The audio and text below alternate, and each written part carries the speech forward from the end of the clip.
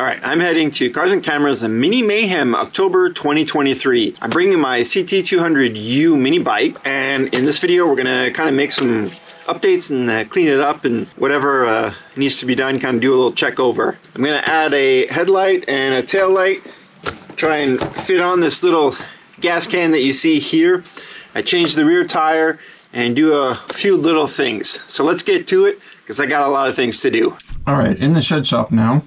I was thinking of maybe just adding a headlight. If any of you watched my video about the CT200U, you'll have noticed that this was on there. It wasn't hooked up, it wasn't working or anything like that. It was just installed by the previous owner. So what I'm going to do is actually go ahead and get it up and running. So here's the headlight. I took these off of a trailer that I redid the wiring. I'm going to see which one works. They're both in kind of rough shape. The wires are kind of chewed and broken, so I'm not sure what's going to happen with that, but we'll try something. This is just a small 50 caliber ammunition box, just made of plastic, nothing special. And here's the battery that I'm going to be using. It's just a AGM motorcycle battery that I had from another project that I'm not using. And just one of these cool covered switches. I love these things. I think they look really neat. And this will be just our on-off switch. Now, obviously the bike does not come with any kind of charging system, so this battery will have to be charged outside in another device, like a battery tender or something like that. Let's just go ahead and see and make sure that these lights do work. So let's just try the headlight. Yep. It doesn't seem to be very bright, but it's not bad. This seems to be the better one. I'm just gonna trim these wires down. A lot of them are like cracked and broken. All right, I believe this is the ground because, well, it's black. And then one of these is gonna be just the regular running light, and then the other is gonna be the brake light. Why is it not working?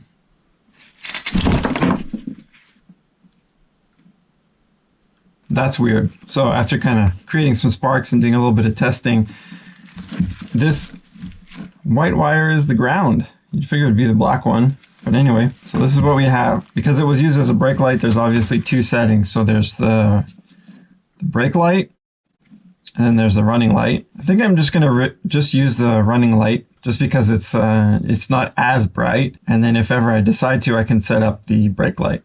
Okay, now that we know that that's working, let's take a look at the case and see what we have to do. Obviously, we gotta find a space for the switch. Now, I wanna keep this accessible, so I think I'm gonna put the switch over here. I'm left-handed, so it'd be kind of cool just to have that kind of possibility of doing it with just my thumb. And I don't wanna put it here because then my hand's gonna run into it. So I think for sure that's where that's gonna be. Might be a bit of a pain on the inside because of this.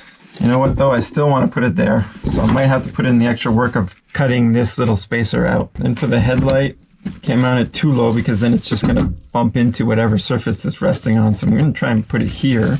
That allows really good adjustment to go either up or down, and good space for the wiring. And the case opens nicely. All right, so I'm going to get to making the holes for that. All right, drilled the hole for the switch. Drilled a little hole for the wires to go to the rear running light or brake light, and then the holes to screw in the mounting bracket and to pass the wiring for the headlight. Now the switch, I had to kind of waller it out a little bit just because I was a little off, but it's going to be hidden. No one's really ever going to see it.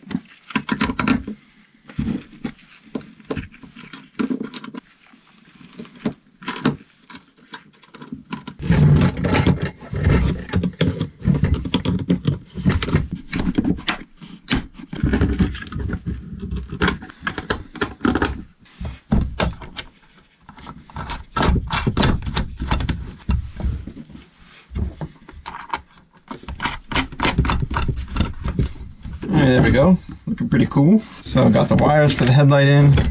Now I gotta wire it all up. Actually, I'm gonna have to cut these ends because they're bullet, and I'm gonna just use some spade connectors. All right, it's fully wired. I think it's pretty much there. So the switch is installed, the headlight is installed, and the rear running light is installed. It's really simple. What I did is I just accumulated all the grounds for the lights and then put them in a butt connector. And then the same for the positive, except the positive obviously one went to the switch and then one went to the butt connector that contained all of the positives for the lights that I wanted to use.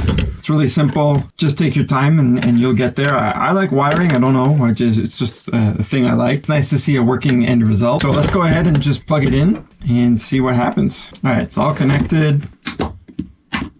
There we go. So we have the rear light working, headlight working. So far so good. That's pretty good.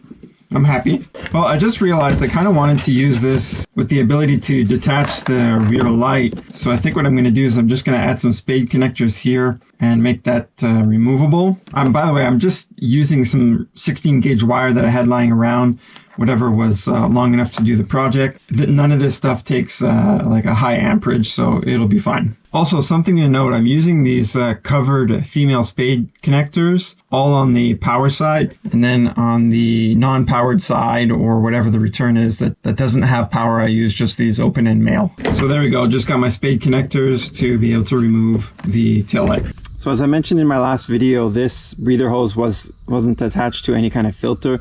So I got this K&N little filter, breather filter locally. It's all I could get. I attached a little zip tie to this little hole that's on the bracket for the throttle, just simply through this clamp. So hopefully that holds and does what it needs to do. I did have to change the hose that was already in there. This is it here. It's pretty soft, and I had a hard time stuffing it into the filter. I ended up finding some random like fuel line hose that was a little bit stiffer. Just popped it in there. It was roughly the same dimension, and it seems to be holding pretty good. All right, I think I mentioned it before, but I'm going to change the tire. It has no tread left, and I don't feel comfortable driving around on any kind of crazy terrain. And you know, it's always good to have some nice traction.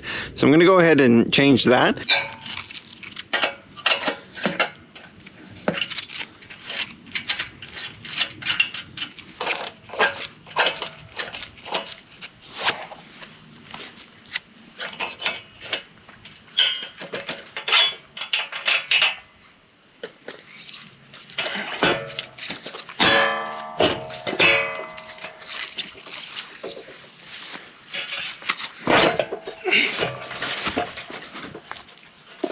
Well, I guess I should have put one of these in earlier.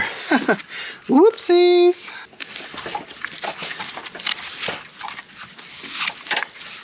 There we go. Having it lifted, a lot better.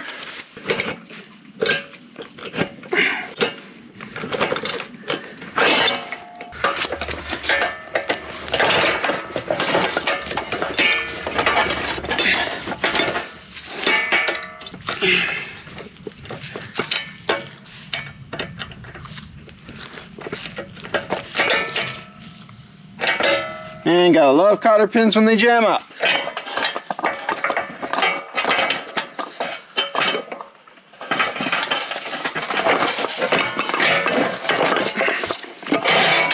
There we go, finally. Alright, went and got my moving blanket because I'm not a big fan of working on grass. It just annoys me. Got my tire kit. I've never used this tire kit before, so I have no idea what's going to happen with it. And I wasn't sure if I had the little valve remover tool, but it looks like I do, so that's good. You can give it a try.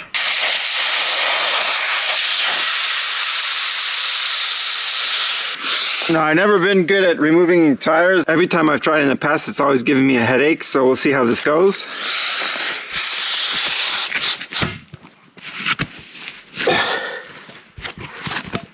Okay, that wasn't too bad.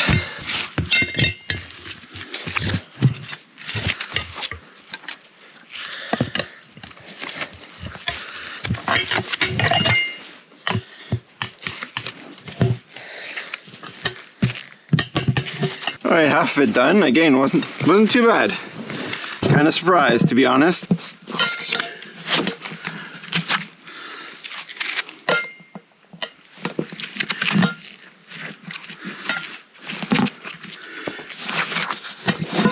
Yeah, all right, wow. Honestly, I'm a bit shocked.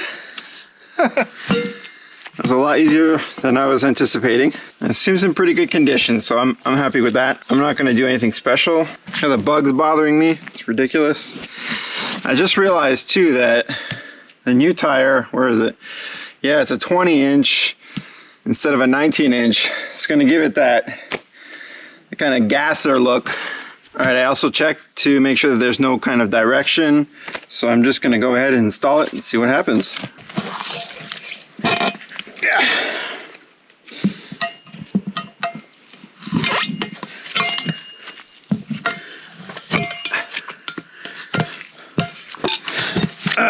Yeah, all right, that's good.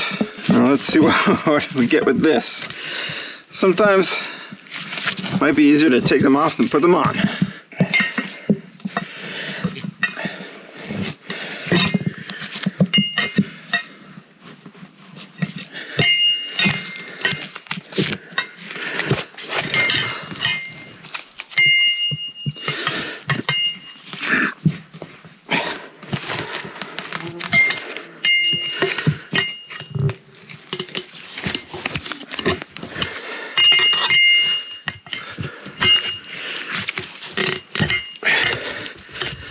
Holy cow, got it.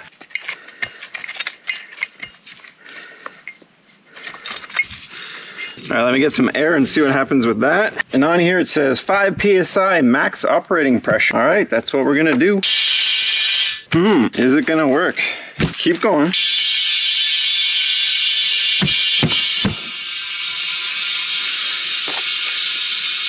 There we go. Oh, it didn't pop. I thought it would.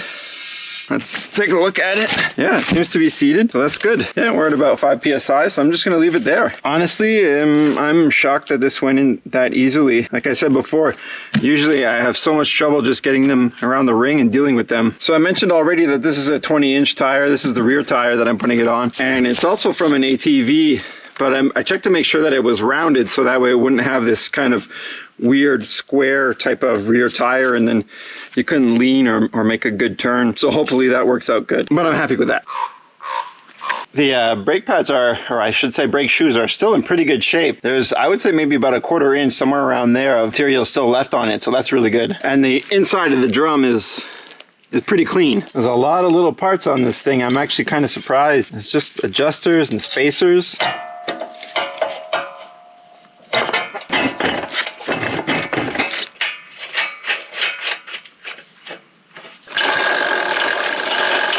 All right, it's on. I'm gonna do the little finicky stuff and then we'll come back. All right, everything's back on. Everything looks good. The only thing I had to play with was these adjusters. This one here was stripped out a little bit, so I had to add a few washers in there to make sure that I was just before it started stripping, and that way I could still tighten it. Other than that, rear tire went on pretty good. A lot easier than I thought. I thought that I would have a lot of trouble to place the tire back on the rim. And the front tire is pretty good. It's still got some tread on it. I'm not too worried about that one. I'm okay with that. It's just in the front, so it's not like it's the actual traction. And unfortunately, while you weren't looking, I went ahead and I changed the chain.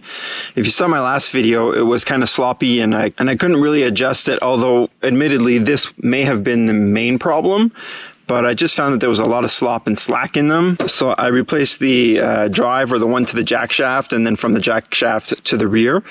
Looks good, looks nice. It's all uniform. It's one link per chain. This is the original one, so that's one piece. Here's a little addition. And then there's a couple of links that were thrown in there.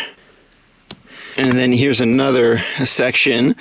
Funny enough, I think part of it is a 420 chain or something. I'm not quite sure, but you can tell that there's something wrong. If you look here, this one is thin compared to this one, which is thick. So I don't know if they broke off or what, but well, as you can tell here, this one definitely broke here. But either way, I was overdue for a chain change, so I did it just to make sure I didn't have any additional problems down the line. The rear one wasn't too bad. Seems to be complete or intact. Overall, not a hard job to do. Again, you just grind down the pins, push them through, and that's it. Put your connecting link. Again, always just check to make sure which direction you're going in, so that way it doesn't pop off. And that's pretty much it. For the wheels and chain, that's pretty much done. Well, here it is in its entire glory. So you can clearly tell that that rear tire is larger than the front. And I also went ahead and installed the electrical for the headlight and the tail light. I had it installed on there before, but I didn't quite like the setup.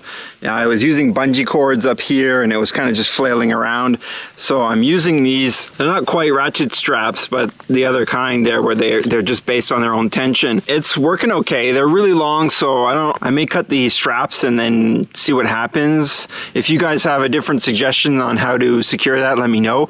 Definitely would like to hear that. I also found out that the headlight was quite loose, especially at these pivot points. So I added some thread locker and just tightened them up to make sure that they were okay. And I ran all the wire all the way down. Luckily I had some red zip ties, so definitely use those. Ran them all the way down to the back tail light right here. That should hold, right? Yeah, I think so. And just kind of tried it out. Got a little bit of a 5-liter or a 1 1/4 gallon tank here just to give me some extra fuel on the trip. I think pretty much overall she's ready to go. I already did an oil change in the past video, so take a look at that one if you haven't seen it. And I also secured the seat, so now it's not moving around. And I also did change the exhaust on there from the stock one. I haven't done anything to the carburetor yet, but I'm not sure if I'm gonna have to. Typically I would think that you would, but I don't know. I'm gonna go for a little ride and see what happens. But for now, that's just the way it's gonna stay. This was the original muffler, just in case you didn't get to see it. It's pretty rattly and annoying. There's also a little screw that got jammed in there, so that's not helping. But hopefully it makes a difference. Who knows? So for now, I think that's pretty much it. Until I find something else, I'm gonna leave it like that. I am gonna take it for a little ride and see what happens. Fingers crossed, nothing goes wrong. All right, I didn't check my mail this week, so I figured this would probably be a good shakedown test. It's about a total of 9 kilometers or so. And I'm also testing kind of this setup here with the helmet and the camera, so I have no idea what this is going to do. I do apologize in advance if this turns out to be real crappy. I hadn't even been gone for a minute and the gas can was trying to fall off. Anyways, I tied it back up. Oh well, see what happens. Gonna make a good shakedown test.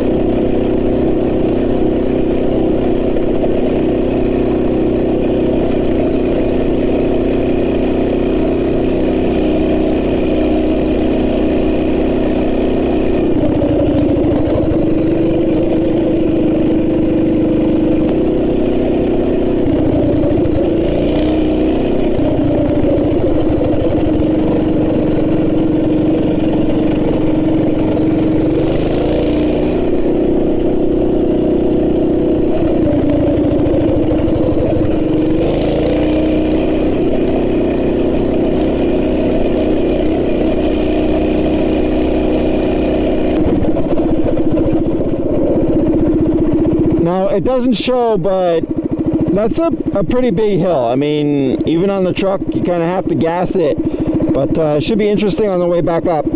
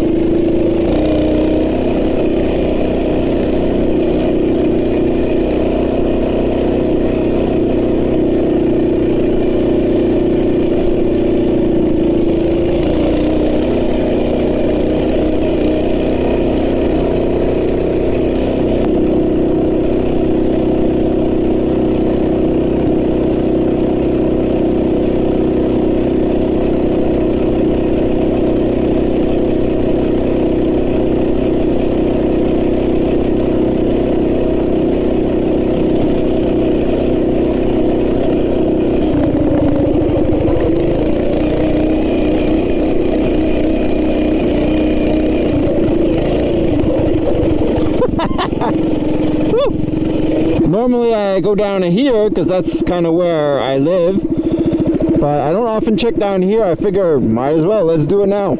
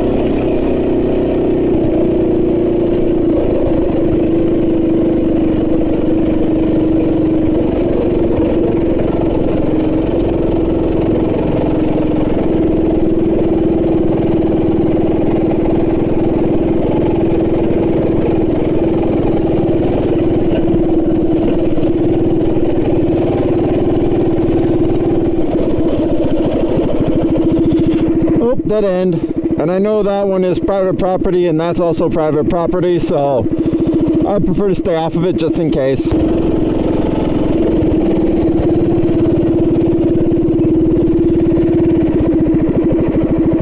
So this is that hill that I was talking about. Now I gotta climb it. Going down was no problem at all, but going up it might struggle a little bit, who knows.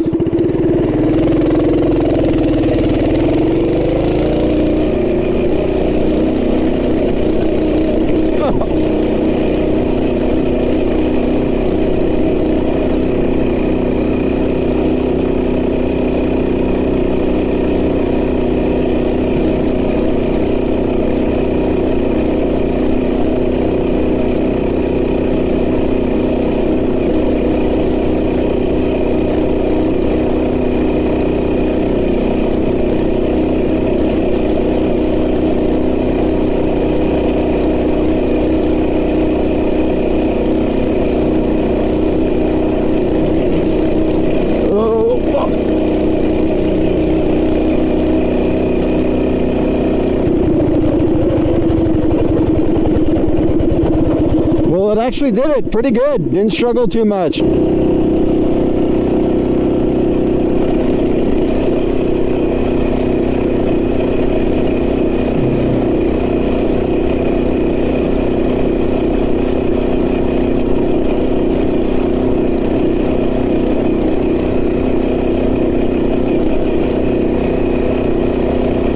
Well, all right, made it back in one piece. A little bit of vibrating everywhere, especially the hands, but it's to be expected in a vehicle with no suspension.